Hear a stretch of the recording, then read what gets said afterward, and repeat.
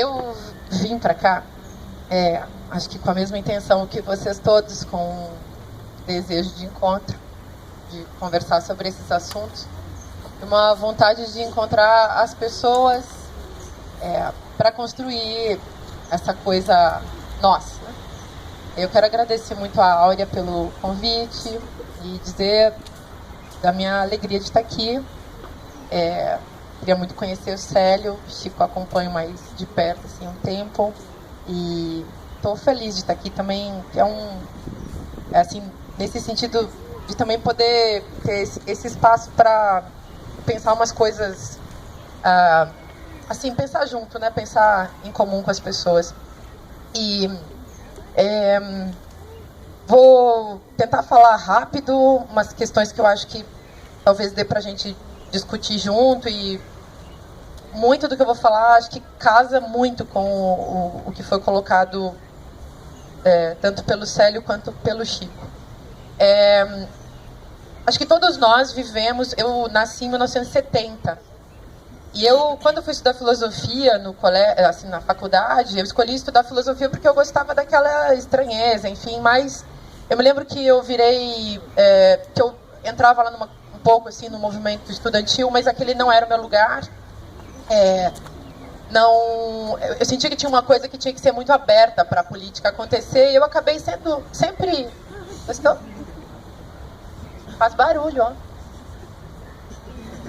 Quer ver? Depois você vai usar. Aí, então eu sempre fiquei muito na margem das políticas organizadas, porque eu sempre achava que tinha alguma coisa que não estava funcionando, ou que, assim, não me fazia bem naqueles contextos da política que já estava organizada. E eu sempre fui uma pessoa desconfiada com política, e eu imagino que isso seja um sentimento muito comum para muita gente. Pelo menos na minha geração, em que, sei lá, fui para uma escola de ditadura, a gente cantava o hino antes do colégio, aquelas coisas todas. É outra experiência com a ditadura. Você não foi torturado, você nunca tinha ouvido falar, você só aprendia em educação moral e cívica que a bandeira é isso e que o hino é aquilo. A gente não tinha uma experiência de política, e quem não teve uma família politizada, quem morou no interior, quem nunca teve assim um lastro de experiência mais concreta, eu acho que tem muita gente assim como eu, e eu acho que o meu despertar para a política foi diferente por conta também desse tipo de história, que é uma história comum a muitos brasileiros. E aí, eu tinha uma pergunta há muito tempo, uma pergunta que partia já de uma consciência que aí depois a gente pode discutir de onde é que ela pode surgir, né? Do pensamento, dos afetos, dos encontros, enfim, da experiência, mas a gente sabe que é preciso provocar uma revolução no sentido de transformação radical da sociedade. Isso a gente sabe. Não adianta lutar de maneira paliativa, embora seja muito isso que a gente continua fazendo, e embora também não se deva deixar de lutar, digamos, nas esferas onde é possível lutar, e a gente também não tem tempo para luta, porque somos trabalhadores, estudantes, e temos que cuidar dos aspectos da sobrevivência, que não é nada fácil. Então nós não temos tempo para luta, mas nós sabemos que é preciso modificar o cenário com profundidade, vamos dizer assim, né? Então a gente tem que fazer uma grande transformação na sociedade. E a partir daí, isso já era um pressuposto, mas assim, eu tinha uma pergunta, que a pergunta era: por onde começar? A pergunta: por onde que a gente começa? E aí, por onde começar, por exemplo, por onde começar significa como que a gente constrói justamente esse nós, né? A gente tem que conversar com as pessoas e encontrar com elas, e conversar com elas. E eu sempre estudei filosofia e dei aula de filosofia, e tinha uma coisa que é exercício básico para que a filosofia possa acontecer, que é o diálogo. Então, você tem que dialogar com as pessoas, e dialogar significa já praticar uma política de escuta e uma política de fala. E a política está nesse encontro entre fala e escuta. E aí eu fiz uma coisa nos últimos anos que foi me filiar ao PSOL. Eu pensava, tem alguma coisa na metodologia dos donos do poder que funciona muito bem e contra a qual nós que somos limpos, puros, bonzinhos, legais, gente boa, a gente assim não tem muita coragem de lutar, não é? Eu fiquei muito cansada do meu puritanismo teórico-filosófico, que é lindo. Eu já não era muito pura, porque eu sou uma pessoa que já transbordei da academia há muito tempo, então o povo na academia também, é que nem no congresso, que nem na Câmara, o povo fica meio de mal com você. E essa experiência de estar na margem, de estar na borda, para mim sempre foi muito comum. Em família também, eu sempre estive na borda. Então acho que a gente conhece a experiência de borda e a gente conhece a experiência também de transbordamento, né? E aí eu fui me filiar no PSOL, porque eu achava que o PSOL era o partido que dava conta de eu ter uma experiência desse nível partidário, dessa coisa de fazer uma política que talvez não seja a melhor do mundo, mas que vamos botar o pé na lama, vamos dar uma sujada nessa vida, vamos fazer uma coisa meio nojenta. Então, eu pensava assim, de fazer uma coisa suja mesmo, tipo uma pornografia, uma coisa... vamos suar lá nesse lugar, era uma coisa tipo um sexo proibido, sabe?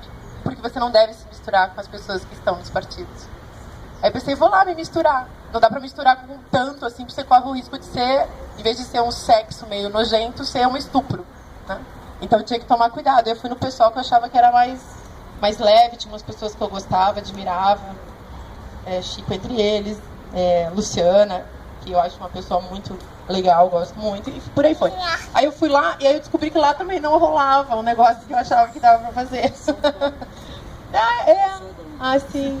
Aí era... que assim, tipo, não tinha um negócio que pra mim era básico, que eu já tinha aprendido na vida. Agora eu tô morando no Rio, tô conversando mais com o povo do Rio. Mas assim, em Porto Alegre sempre conversei muito, mas eu tô falando isso por quê?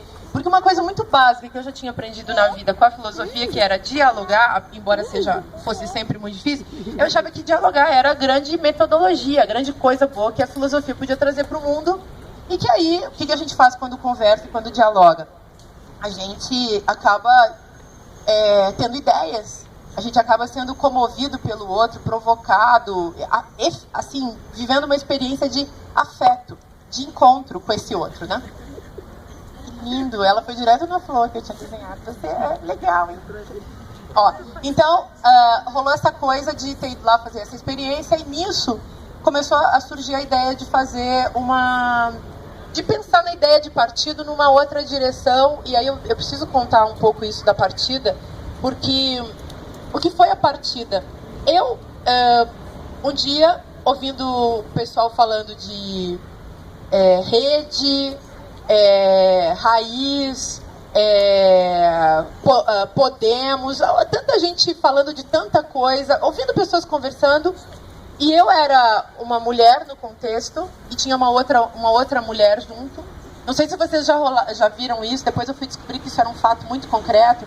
Quando tem homem na parada, as mulheres não conseguem falar e eles nunca conversam com a gente, com raras exceções. Isso é um fato, entre amigos, é uma coisa muito comum, assim, não existe um desejo de conversar, talvez também porque a gente não consiga mesmo, né? O papo às vezes dos homens é muito chato, falta afeto, é muito técnico, é cheio de argumento, aí de repente você deixa o cara lá ganhando as razões dele e vai curtir a vida, pensar outras coisas. Aí eu pensei, esse negócio desse povo que fala no âmbito da retórica, acho que não é o barato que interessa. E eu tinha uma única mulher lá, que é uma mulher que foi guerrilheira, que sequestrou um avião em 1969, e que eu falei assim pra ela, ô Marília Guimarães, ô Marília, vamos fazer um partido feminista? Aí ela assim, vamos.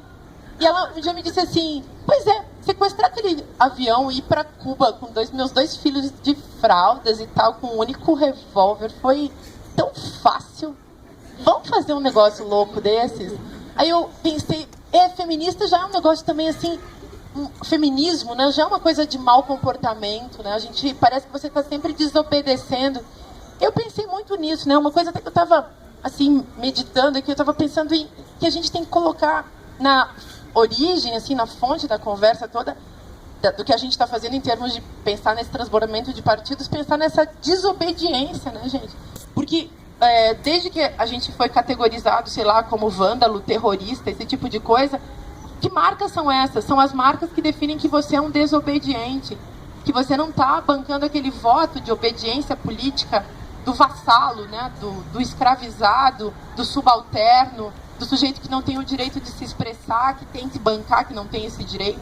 Então, eu senti muito isso, que as pessoas tinham essa vontade que eu também tinha, de fazer uma outra coisa, de romper com uma estrutura. Mas para romper com essa estrutura, não dava para simplesmente estar na estrutura. Meu problema, por exemplo, com a esquerda, e depois eu fui ver que era um problema das mulheres dentro dos partidos. Elas não têm vez nos partidos, os partidos não cumprem nenhuma combinação, nenhuma lei, nenhuma regra em relação ao que significa a representação das mulheres. E o país, o Brasil, 50 e tantos % de mulheres são eleitoras, no entanto, quantos por cento das mulheres estão no parlamento, nos parlamentos, e quantos por cento dessas mulheres são feministas?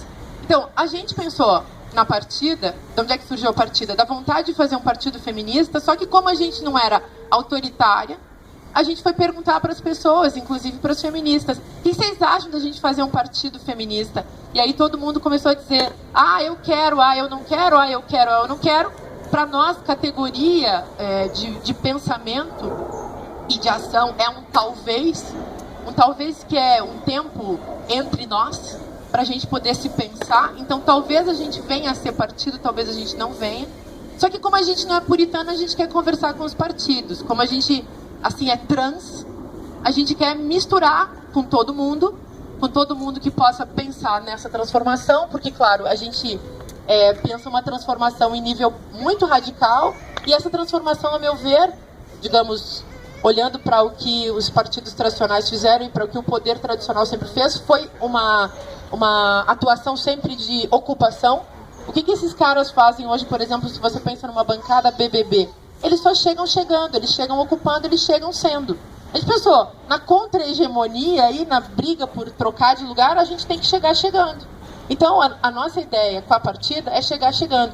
Partida foi um nome que surgiu, aliás, numa reunião do Rio de Janeiro, que tinha um monte de gente, uma puta contestação sobre a ideia de partido, que tem dois lados. De um lado, é verdade, partido pode ser uma grande merda. Por outro lado, o medo puritano de não se misturar com esse negócio é o que tem nos fudido até agora.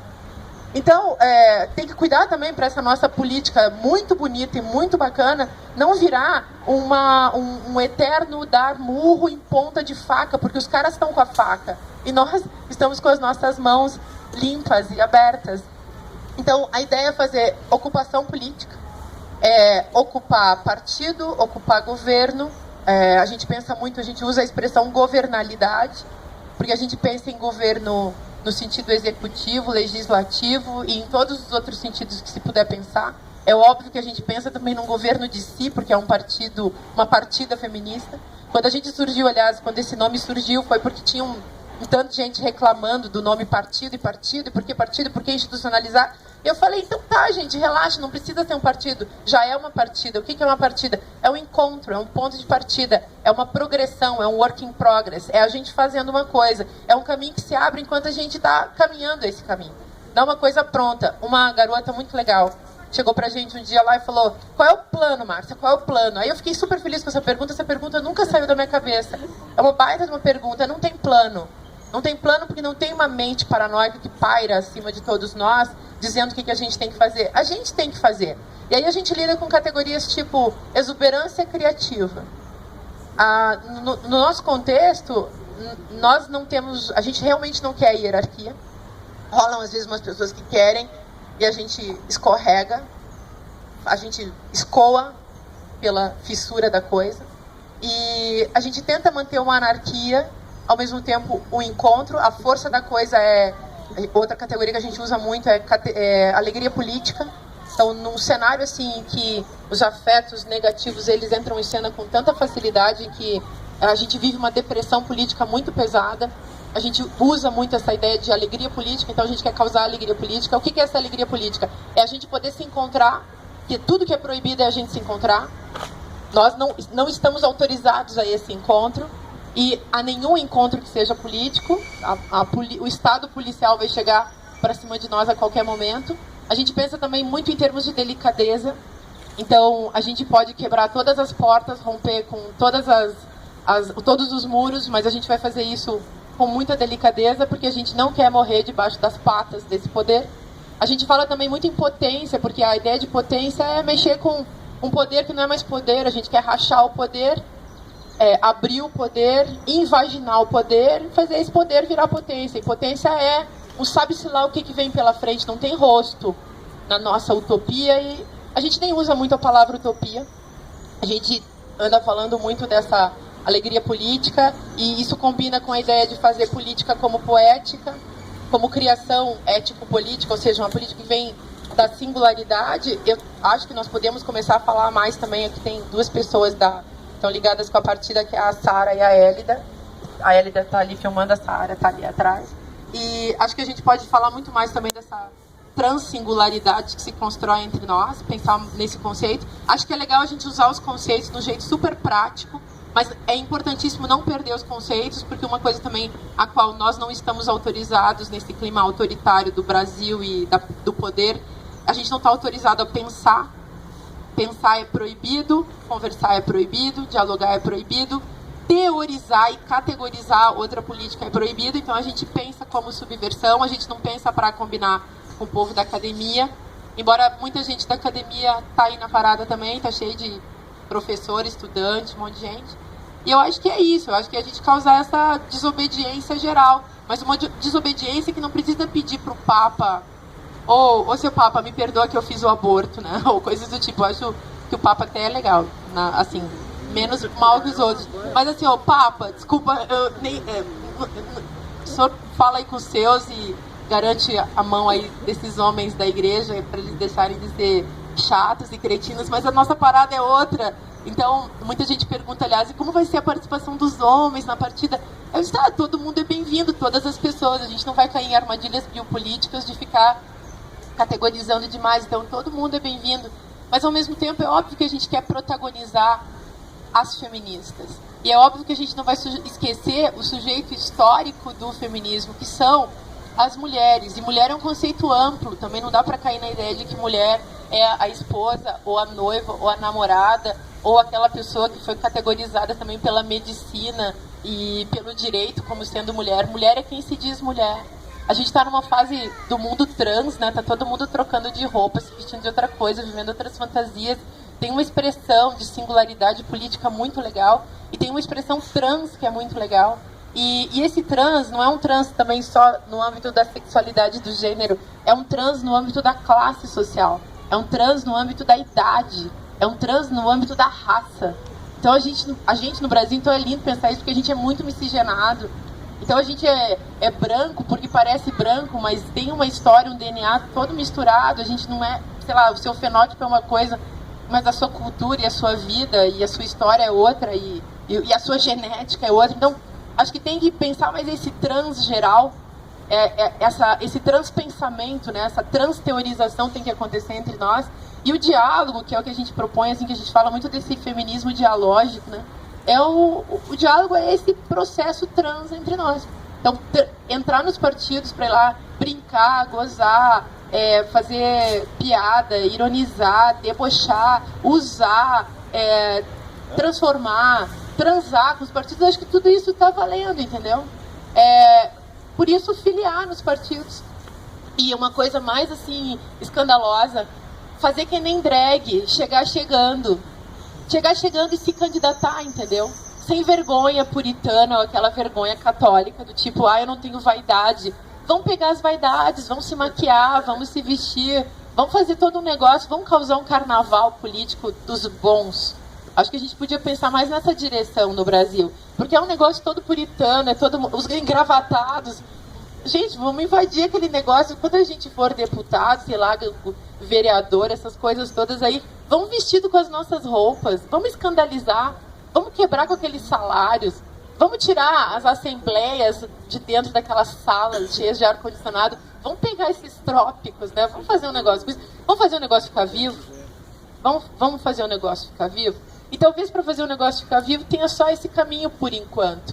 Porque não vai ficar melhor do que isso. A coisa, aliás, está ficando pior todo dia. Todo dia a gente recebe uma notícia pior das decisões desses ogros que estão fazendo a política no Brasil. Só tem decisão ruim, os caras só agem contra nós. Agora a gente tem até que ficar tomando cuidado, porque a gente não pode mais ser a família que a gente quiser. Família já é um nome muito ruim, mas os caras vêm querer legislar em cima dessa merda, gente. Então, assim, tá muito errado. O cenário tá muito errado. E a única coisa que a gente pode fazer é fazer com sutileza e elegância, chegar chegando outros conceitos, outras práticas, e sem ficar gritando do gênero assim, dando murro em ponta de faca e se assustando demais com a coisa, sabe? Eu acho que a gente pode ser sutil, nos reunirmos entre nós e ir fazendo a coisa acontecer, sem medo. Medo também, bom, quem estuda capitalismo, quem estuda Estado, sabe que o medo é um negócio que está sendo a todo momento administrado. O medo e a fé. Vamos sem medo, porque em último caso, o que vai acontecer é que a gente vai morrer. A gente só vai morrer. Grande bosta, a gente vai morrer mesmo, mas pelo menos a gente vai saber que a vida valeu a pena, que foi legal, que foi instigante, que a gente não ficou nessa mentira. Eu acho que pode ser assim, mas eu tô falando isso também pra gente, não tô falando nada com muita regra, nem muita ordem, nem muita nenhuma disciplina, né? Porque eu acho que a gente pode conversar nesse nível de uma expressão que busca uma outra coisa e que essa expressão é de todos nós. Então eu agradeço a escuta de vocês, que a atenção é sempre a coisa mais generosa que uma pessoa pode dar para outra, né? E passo a palavra a quem quiser. Obrigada. O Márcia, anda rápido, porque está em discussão na Câmara o dress code, onde vai se medir o